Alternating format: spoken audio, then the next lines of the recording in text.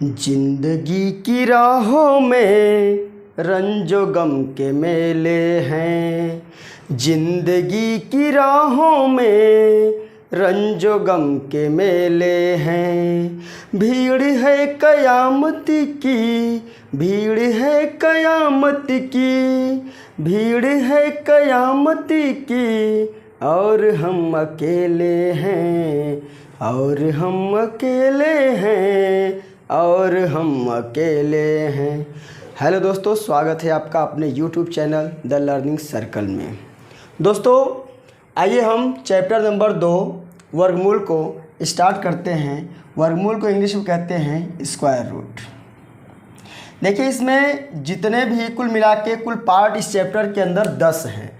पहला पार्ट हम शुरुआत करते हैं साधारण प्लस। ये क्लास 1 है आपकी, आज ये क्लास 1 है। पहला है साधारण प्रश्न। इस प्रकार के तमाम प्रश्न दिए रहेंगे और आपसे इन प्रश्नों का वर्गमूल करने को कहेगा। तो ध्यान से देखिए, यहाँ पर 0.81, 0.0025, 0.0121, 0.000441 आप इसे कितने समय में कर सकते हैं? 1 मिनट, 1.5 मिनट या फिर 2 मिनट। चलिए हम इसको आपको 1 सेकेंड में करके बताते हैं। देखिए पहला जो सलूशन है, देखिए 0.81। पहले तो आप इसका बेसिक समझ लीजिए। बेसिक समझने के बाद जितने भी यहाँ पर दिए रहेंगे इस प्रकार के प्रश्न, उन सब प्रश्नों का आंसर आप केवल 1 सेकेंड में देंगे, ये मैं गारंटी के साथ कहता हूँ। देखिए पहले बेसिक समझिए, 0.81 का वर्गमूल यानी स्क्वायर रूट हम कैसे निकालते हैं। सबसे पहले आप समझिए, यहाँ पर इस पॉइंट को छोड़ दीजिए। पॉइंट वाले नंबर्स को हम क्या करते हैं, इसको यहाँ से हटा देते हैं। बचता क्या है हमारा 81। 81 का वर्गमूल क्या है आपको पता है 9। 9 9 81, 9 का वर्ग 81 और 81 का वर्गमूल 9। वर्गमूल निकालना आपको आता होगा, नहीं आता होगा तो किसी वीडियो में हम आपको डिटेल में समझा देंगे। अभी आप देखिए, इतना तो पता होगा आपको कि 81 का वर्गमूल 9 होता है। अब ध्यान दीजिए, पॉइंट लगाने की बारी आती है। आप देखिए दशमलव के बाद, पॉइंट के बाद कितने डिजिट हैं, कितने अंक हैं, कितने अंक हैं, 1 और 1 2 अंक हैं। तो जितने भी अंक रहें, पॉइंट के बाद जितने भी अंक रहें, उन अंकों के आधे भाग को लेकर, आधे अंक उसको समझकर और पॉइंट हम लगा देते हैं। ध्यान दीजिए, यहाँ पर 1 2 अंक है ना, तो 2 का आधा क्या हो जाएगा 1, यानी 1 के बाद यहाँ पे हम क्या लगा देंगे 0.9। ये हो गया हमारा वर्गमूल 0.9 किसका, 0.81 का। आइए दूसरा करते हैं हम 0.0025। फिर हमने क्या बोला, पॉइंट, ये जो पॉइंट के बाद जो 0 संख्या इसको हम हटा देते, खाली हम पूर्णांक संख्या को देखते हैं। पूर्ण कितना है, पूर्णांक संख्या 25 मान लीजिए। 25 का वर्गमूल क्या है 5। पॉइंट के बाद अंकों की संख्या कितनी है 1 2 3 4। 4 का आधा क्या होता है 2, यानी कि 5। 5 के बाद एक 0 लगा दीजिए लेफ्ट साइड में, फिर पॉइंट, फिर यहाँ पे 0। ये हो गया आपका आंसर। तीसरा प्रश्न देखिए आप, 0.0121 बराबर, इसको हटा दीजिए, पूर्णांक संख्या को ले लीजिए। 121 का वर्गमूल क्या होता है, 121 का वर्गमूल 11 होता है।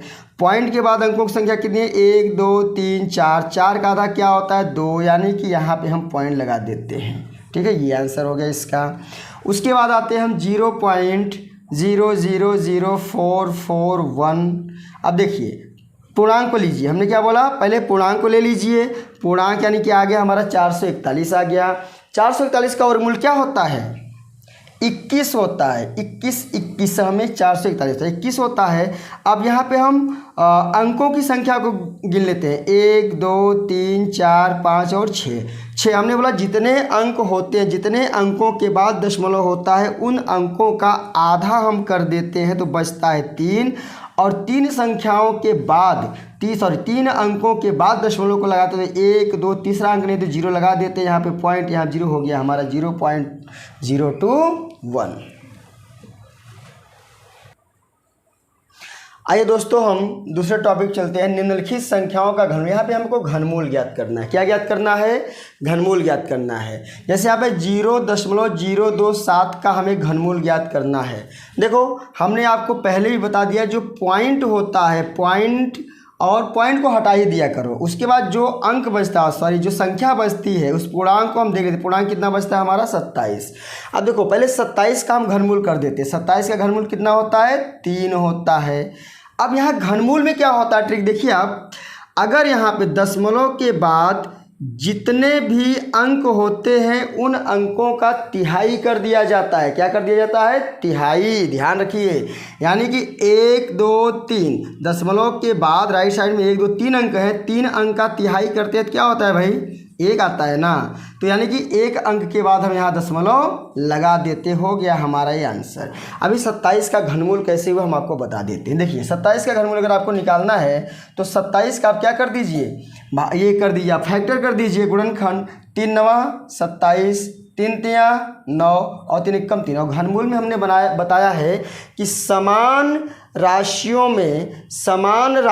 में 3 का पेयर यानी 3 का जोड़ा बनाकर जो 3 के जिसका जोड़ा बनेगा 3 अंकों का, उसमें से एक संख्या उसकी क्या होती है घनमूल होती है। तो इसका आ गया 0.3। दूसरा देखिए आप, आइए दोस्तों हम दूसरे प्रश्न को करते हैं। 1.331 हमने क्या कहा, जो पॉइंट होता है पॉइंट की पहले हम उपेक्षा कर लेते हैं। मतलब समझ लीजिए कि पॉइंट है ही नहीं। पॉइंट अगर नहीं है तो क्या होगा 1331, और 1331 का जो घनमूल होता है क्या होता है 11 होता है। ठीक है। अब हमने क्या बोला दशमलव के बाद, ये दशमलव है 0 नहीं दशमलव के बाद कितने अंक हैं 1 2 3 अंक हैं। तो इसका तिहाई भाग जो बचता है उतने ही नंबर के बाद हम पॉइंट लगाते हैं। मतलब इसका आंसर आ गया 1.1। चलिए उसके आगे वाला क्वेश्चन देखते हैं।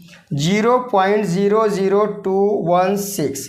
देखिए ये पहले हम पूर्णांक को लेते हैं। हमने क्या बोला है पूर्णांक को ले लिया जाए। 216 का घनमूल 6, 1 2 3 4 5, 1 2 3 4 5 गलत हो गया। यहाँ पे एक 0 और होगा, यहाँ पर एक 0 और होगा।